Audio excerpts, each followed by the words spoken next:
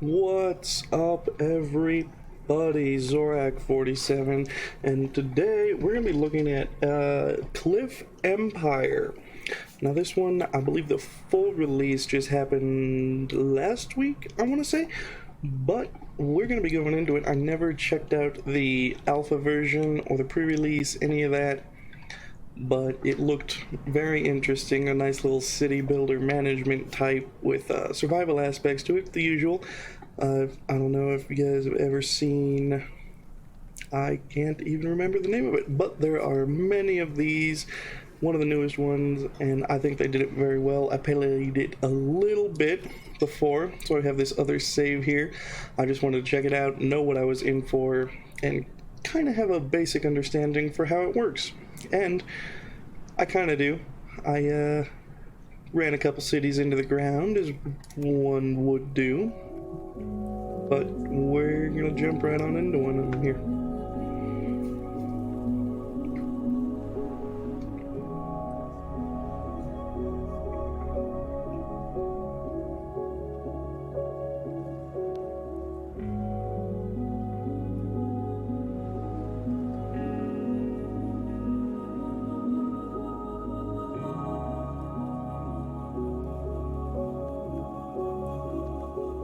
Alright, so once you start up, then you get to pick your game mode.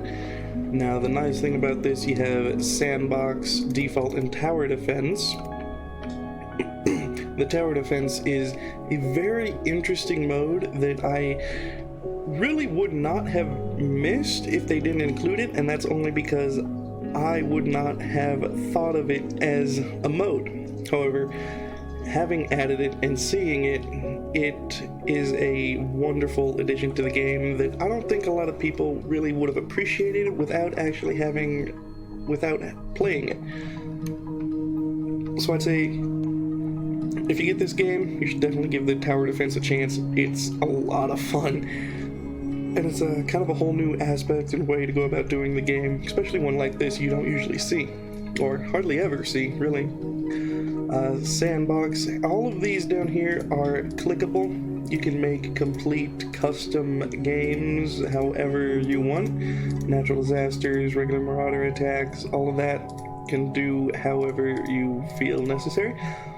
Sandbox defaults to pretty much unlimited money, all buildings, go nuts, kind of like a creative mode.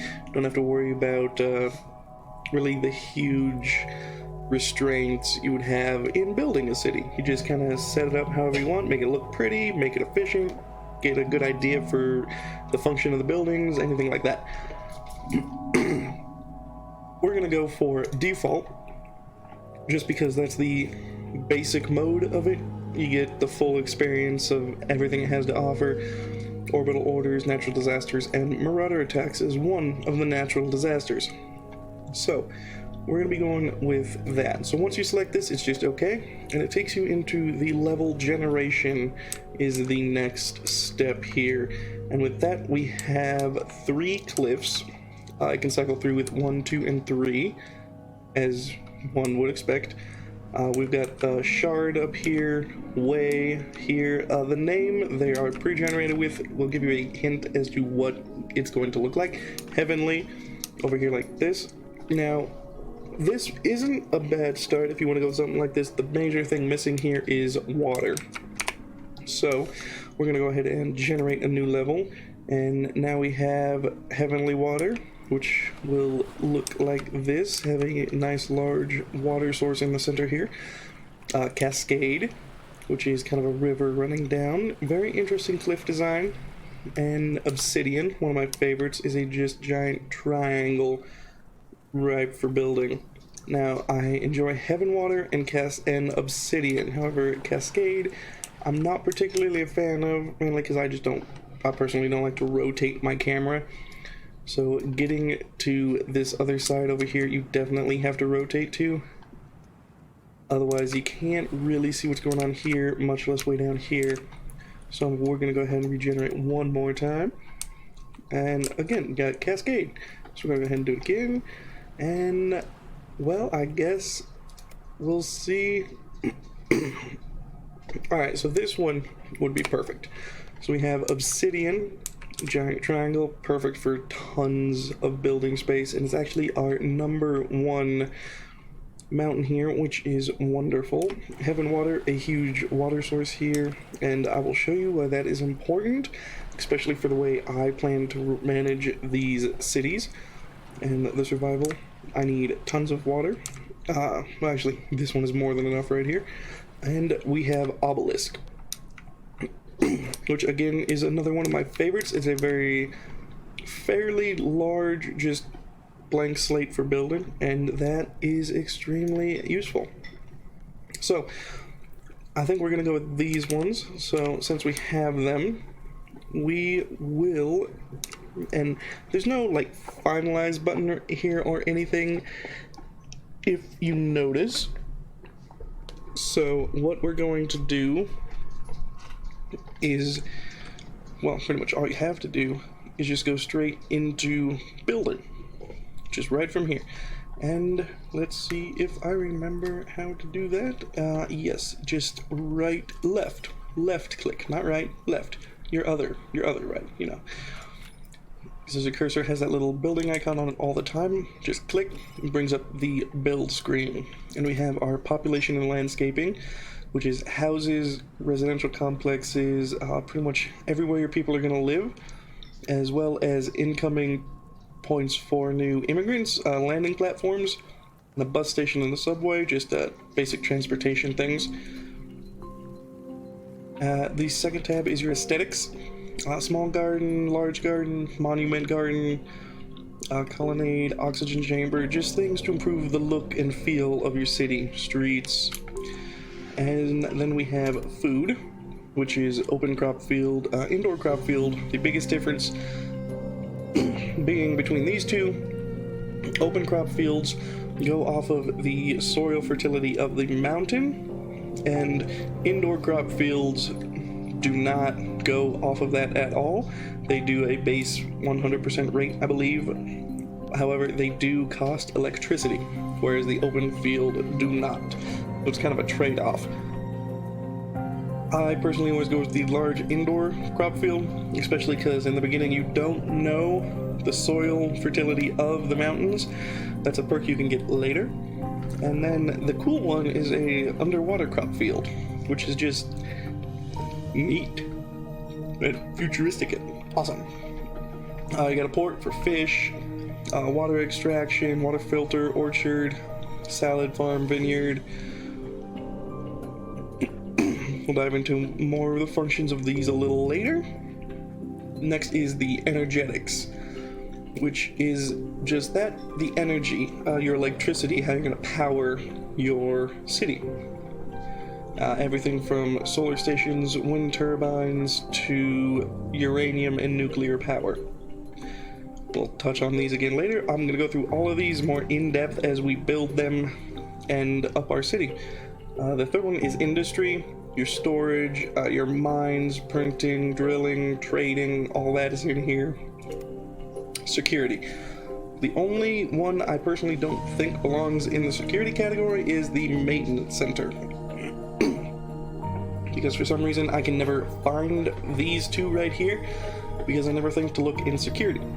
However, you got your defense turrets, your missile launchers, shield generator. Next is business. Your office buildings, banking, markets, town squares, hotel, all things like that. And finally, that we start one with unlocked. All of these you need honor points to unlock them. However, the last one we start with is Social Institute. Now this is where you get town hall, capitol, parliament, court, as well as all of your schooling and universities, hospitals, and the big point, your research center, which will allow you to research and unlock new things, make things more efficient, just your standard city research type things. But to start with, we are going to go to industry and drop a storage, because that is the first thing that we need to create a city. And with that, we have the requirements over here. Cryptocurrency, it's going to take 350, and it's going to take 5 matter. Now, This one is the only one I believe you can drop for free. The first one is free. As you can see up here, we have a ton of currency. However, we have no matter, no water, and no food. But the first one's free, so we're going to go ahead and drop it right in the middle. And you'll see why here in a moment. Large construction completed. Objective completed.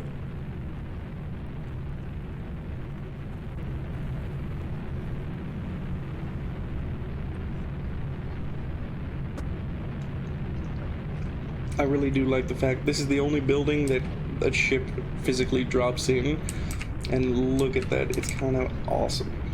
So we have that, claim our reward here. This tutorial, I'm not going to follow this tutorial, but I'm not going to skip it, because once you skip it, you open yourself up for natural disasters, and especially early game, that will screw you over so very hard. It's just so sad. It hurts so much. But as long as you leave this tutorial open, those natural disasters will not occur. So it'll give you time to build up your city. There's no requirement to follow it, but once you have a stable running city, I strongly recommend skipping the tutorial at that point, and that will allow you to dive into the rest of what this game has to offer and the slight challenging aspects of running and managing a city. Alright, so now that we have our storage, we'll zoom in on it here, and you see we have these three kind of drop ship looking things.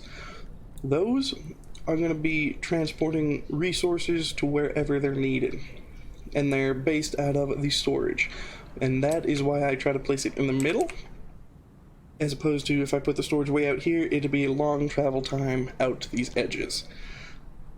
And they're just going to focus on this one mountain. They will not cross into Heaven Water or Obelisk. They're going to stay right here. But now that we have them here, we will go ahead and we will build a population housing center. So we have a house, which if you click on it, it's 13 tenants and 2 kilowatts for electricity. Museum residence is 26 tenants, 4 kilowatts. And the residential complex is 52 tenants, 8 kilowatts. As one would expect, there's a direct correlation between the amount of people it holds and the electricity it's going to use. Over here, the cottage, 5 tenants, only 1. It's fairly small, only 1 square. We'll see the squares as we go in. The manor house, 10 tenants, 2 kilowatts, but it does add a 0.5 to aesthetics, so it gives you a small aesthetic bonus. Historical city block, 13 tenants, you get 4 tourist visitors for that, 5 kilowatts, and 1 aesthetic. Alright. Down here, getting more expensive, the eco house. This is a giant, probably mid to late game building you're going to start using, and it requires grapes and salads, a lot of matter, and a whole bunch of currency. But as you see here, it's an automated building, provides the residents with water, food, salad, and grapes. The building also has an underground geothermal station for heating and equipped with solar panels, which significantly reduce its energy consumption. People living in this house are not counted in the total city consumption of water, food, salad, and grapes. Pretty much what that does is the regular house, anyone living here, we have to feed. We have to consider them and take it into consideration for our food supply. However, the eco house, anyone living here is not included in that, because the house has its own basically fielding for food, grapes, salads, all of that. We don't have to consider them among the mouths we have to feed, which is very interesting. But it makes it very useful later game when you start kind of running out of space. You can put everyone in here and not have to worry about feeding them, and you can replace your fields with other buildings you might find more useful. First thing we're going to start with here is a landing platform. Now the difference between the two of these is this one -5 ecology, and this one just 0.3 aesthetics. But the biggest difference is the ecology. This one is placed in the middle, somewhere in the city. Hence the ecological damage of landing a shuttle in the middle of your city. So we're going to go with the landing platform that sticks out, and this one sticks out like that, hence it's kind of out of the way. You don't really get all the exhaust flowing right into your city. We're going to go ahead and build that, and with that you will see the little shuttles will start delivering the building materials to it, with 15 it's going to take to construct it. Now, construction is instant. As you may have noticed, this bar jumps up as soon as more materials are delivered, as we'll see right here. It just goes straight up. So as soon as all 15 of those are there, construction is complete. It's not one of those you have to wait for the materials and then you have to wait for construction. As soon as the materials are there, it's done. You can use it, and we'll watch it just kind of pop out of the ground. See, there we go. Done. Perfect. Alright. So now we have a place to get people into the city, and we need a place for them to stay. My choice of preference is always the residential complex. As you can see up here, it can be upgraded, and that is a huge useful thing. I usually go with the, we'll see. You'll see. We'll see how it goes. Alright. So we're going to go with this. You can just double click. And I like to place one fairly close here. It doesn't really matter. I could place it over here. It's still going to count just the same. But I'm going to put it here just because personally I like to think of it as a real city, and I'm not going to want to go that far. I'm going to just want to live right here. Living on the edge, bro. Living on the edge. So while they're building that, the next thing we are going to need is power. All buildings are going to require power. And there's a couple ways to go about this. Possibly the most interesting looking one here is the Darius turbine. And that it has its kind of double helix shape going on, which just looks cool, and why it gives you the 0.2 aesthetics. However, it only generates 5 kilowatts. Yeah, one workplace, but 5 kilowatts. That is not... You'll need a lot of these to support pretty much anything. As we can tell, with that 5 kilowatts, our housing complex takes 8. So we'll need 2 of those just to turn the lights on at home. So, we have a single wind turbine, which generates 10, still more than the Darius turbine, but it looks so much cooler, hence the aesthetics. But, wind turbine field, which is 4 turbines, generates 40, which makes sense, 110, 4 of them 40. But, the one I usually go with is solar power. As you can see, one panel, or one square of solar panels, is 18 kilowatts. That said, I do the solar power station, which takes 4 of them and bumps up to 72 kilowatts with 2 workplaces. Huge power. And it's just huge power, you need that. So we're going to take that, and I'm going to place that back here in the corner. New citizens arrived. And we have some citizens coming in. Great. I'll take that reward just because free money. As you can see, they're landing here on the edge. I can actually zoom in and watch them disembark, which is kind of cool. Got the ramp. And then we have citizens. And they're just gonna walk down to the end here, hang out, and then disappear. You don't actually get to see them walk all the way through there to the home. But the fact you can see them at all is very nice touch. I appreciate as a player. Also the fact that it's out of focus out here because you're focused right here. The center of the camera just brings things into focus. It's an interesting little aspect that at some points will get a little annoying. You're trying to look at something, but the camera's off and you can't see it, and it's sometimes a pain, but it's still really nice.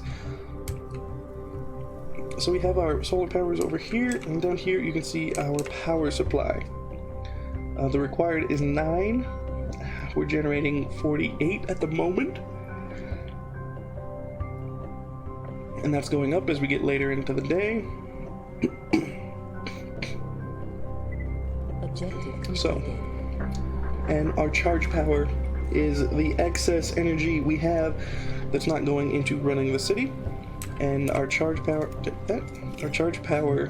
works on battery stations, which we're going to need to build one of those. So I'm going to build it just over here, right by the solar power. And all it does is it takes that excess power and uses it to create batteries, which are useful as hell, as one would expect. So we take those, and once the sun goes down, since we're running off solar power, we will then use the batteries to run the city. As you can see, overall efficiency 158%. That's just because there's so much excess energy right now. And it'll charge up a battery. In storage, we start with a few batteries right here. You can see all of our supplies, engines, battery, uranium, fruits, salad, grapes, fish, grain, water, and matter. Matter, it's material, it's the same thing, whatever. But batteries are nice because being solar, we don't want to be in the dark in the middle of the night. I'll go ahead and build one more solar farm right here, just because if you have a very large excess of power, that will just turn this up. You see, as it's going down, we're losing that extra charge power, and the efficiency is dropping on the battery station. They're directly connected. So at night, once this reaches 13, and you'll see this used bar go up, this will change from charge power to, I believe, batteries remaining, as we start to burn through our batteries running the city. But with that second solar station going up, construction completed. it will help tomorrow. We can make a bunch of batteries and be okay. But right now, we need food. We need lots of food for our 50 people we have coming here. Currently have 30. New citizens arrived. Important note, people arrive and leave 15 at a time. So people wishing to settle, this number will slowly rise as long as you have a positive standing here in the city. If this goes to negative, this number will start to drop, and then once it hits 0, it'll change to people wishing to leave. And then that number will start to go up, and once it hits 15, all 15 people will leave the city. Same with the settlers. Once this hits 15, another wave will drop. So it only happens in groups of 15. But we need food, so we're going to build a large indoor crop field. And since it doesn't require any fertility requirements for the earth, the soil beneath it, we can put it wherever we want. I'm going to put it right here. And while they're building that, we're going to go up and set up a water extraction station, because you need water for people. That's just how it works. And we're going to go and place this. We'll go ahead and put this one right here next to the farm. And while they're building that, the important thing about this is it takes into account food groups and vitamins. Down here, this A, B, 2, C is basically your nutritional regimen. And what that is the five food groups that they have in this game. Your citizens are healthier, they're better if they eat, the more of them they eat. And those 5 are the crop fields, the grain, apples from the orchard, leaves from the salad farm, grapes from the vineyard, and fish from the port. Objective completed. Get that? So, with that, we start with enough to build one of each. So that is what we're gonna do. We're gonna build an orchard here, and we're gonna build a salad farm next to it here, and a vineyard next to that. And I like to do that all in one little section because it just takes up 3 squares, and that's all you need. And you'll have 4 out of your 5 food supplies. As you can see, there's no water on this one, on obsidian, so we cannot build the port. That's part of why we're going to need the water over here on Heaven Water for the port, for the fish supply. Because once you get that done, we can set up trade between Heaven Water and obsidian, and that's when things get real interesting. We're still a ways off from that. I might touch on that a bit in another episode if we continue this, because this game is a lot of fun. See, I'm just blazing through these without even paying attention to this. I'm not going by the tutorial at all. But with all of these all getting set up, the biggest thing that we're going to need now, watching our power. Speaking of power, we have a 111 charge power for generating 144 and only requiring 33, hence the addition of 111. If you go into here, this is working at 278% efficiency, and look at it go through and make that battery nice and quick. Hence why more is better for the batteries. Later, we will move on to different power sources, and at one point, this whole city will be powered by nothing but batteries I have coming from another city. And that Large construction completed. starts getting complicated sometimes. You gotta make sure the supply is good. It's just a little tricky. Alright. So, we have 20 matter left. We're going to need a matter mine, which is going to take 10. I'm going to place the matter mine over here on this side and let them build that. These guys will start, as you can see, they're just going back and forth here. They're just picking up food, taking it to storage, just like that. Alright, we have 45 out of our 52 workers. As you can see, since it only happens at chunks of 15, we're not going to fill all 52 slots. We're going to stop at 45 because another 15 would put us at 60. So, to deal with that, you're always going to have some vacancies. That's just how it works with the current system. Here you can see our unemployment is 14 now with the construction of our matter mine. Unemployment is important to keep an eye on. You don't want tons of unemployed lazing around, mostly, well, exclusively for the reason that they are paid a subsidy straight from our cryptocurrency pool here for the unemployment. We have to pay the unemployed to pretty much allow them to survive, as one would imagine. But the easiest way to deal with that is just provide some more work. They'll automatically start there. It's nice, it's simple, and then, yeah, we don't have to worry about paying them. We don't worry about any of that afterwards. And down here we can see our workplaces, our total capacity, and our total current population. Medium construction completed. And with that other construction done, now we're down to 11 unemployed. So we are also going to build a 3D printing facility, and that will allow us to, let's stick it over here. That will allow us to start printing up goods. Like, well, I don't really remember, but I'll show you when it's done, because it's a bunch of useful things that we're going to need. Large construction completed. The kind of graphics of this game are fairly nice. You can zoom in, see your fields, see the apples on your trees, your salad farm, your vineyard. Zoom into all the stuff currently sitting in your storage. I like how they just stack uranium like that. It's wonderful. It's very neat. I like the amount of zoom it allows you for the graphic detail. It is just very nice to look at. It's a very wonderful game. If you're a fan of city managers, I strongly recommend checking it out. It's a whole new take. You have to set up like sell things back to the orbital station, and there's through this trading portal here. Bridge connections, you can connect your cities, your mountains, trade shuttles for trading between the orbital station and your other cities.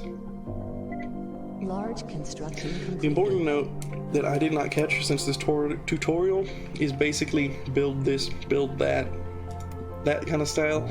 It explains a little bit in here, but not quite to the extent that I would have really wanted. But it does help you understand what the buildings do, which is I guess all it really needs to do. And it's kind of a little bit of learn as you go. Completed. However, the one thing that I noticed, or after failing a few times, is each city has its own economy. So Obsidian, once we build it up, is going to have its own economy running here. Heaven Water, once we start, is based off its own economy here. It's got its own currency amount, its own supply materials. To trade from Heaven Water to Obsidian, if we have, say, uranium over here we want to send to Obsidian, we'll actually have to sell it to Obsidian, and that money will go from Obsidian to Heaven Water. And that's a very key thing to keep in mind. We need both of them to have a healthy economy to allow the trade. With that, though, I believe it's somewhere, capital or parliament, one of these. Is it the court? Town hall. Either one of these allows you to merge all of your cities into under one economy. I have not made it to that point yet, but I am super excited to. This game also has very interesting late end game kind of reward type things. You can go and start building a city on the orbital station, as well as I believe the Earth clears up and you get a very large valley. Not 100% sure, as I have not made it to either of those points, but as soon as I do, I will definitely make a video about it because it looks super exciting. Let's see, so we have the basics down here. Probably the last thing we're going to build real quick, and it's super important, is that maintenance center.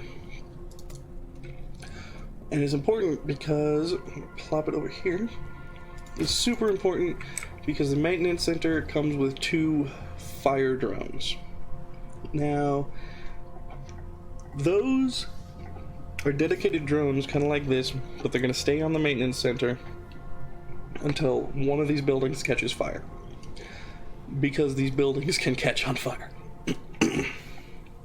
And I've had fires get out of control, and it's a super pain in the ass, because say our battery center here catches on fire. All right, it'll stay on fire for a little bit, and then this solar farm will catch on fire, and then this solar farm will catch on fire, and they will all stay on fire. It will not go out until the building is destroyed. Now, the importance of the maintenance center, those 2 fire drones, as soon as this one catches on fire, automatically they will take off and go and try to put out the fire.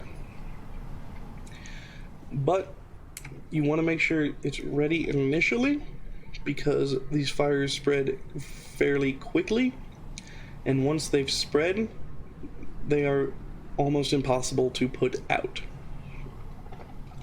To the point of, I believe, little ones keep popping up to signify the level of the fire. Like, it'll just start with a little fire on top, then it'll spawn another fire over here, and then a giant fire in the middle here for the intensity of it. And once it's at the highest intensity, it jumps to another building, builds up, jumps to another building. Also, at the highest intensity, it's going to take, I think, 3 to 4 dumps of water from the fire drone to put it out. And considering we have 2, it will build up faster than they will be able to put it out.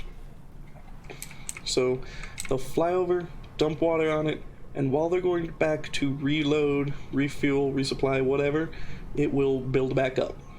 So you want to make sure you have it ready to put out that fire immediately once it starts, as a great precautionary measure. And hopefully, unlike me, you won't have to sit and watch your entire city burn to the ground. Because that is impossible to recover from, let me tell you. But like I said, great game. Hope you guys check it out. That's all the time we have for right now. There's a good chance I'll probably make another one of this. It may not be a direct continuation, maybe a little bit further down the line, but I will definitely make another one at some point. I just kind of wanted to show you guys a game I thought was interesting here, because I love little management games like this. They're some of my favorite. And this one seemed super interesting. Had to check it out, figure I'd share. But that's all we got for today. Don't forget to like, comment, subscribe. Go on over to my Facebook. Check me out over there, Zorak47, as well as on Twitter for new updates. And you would have known this was coming. But that's all I got. I will see you guys next time. Thanks for watching.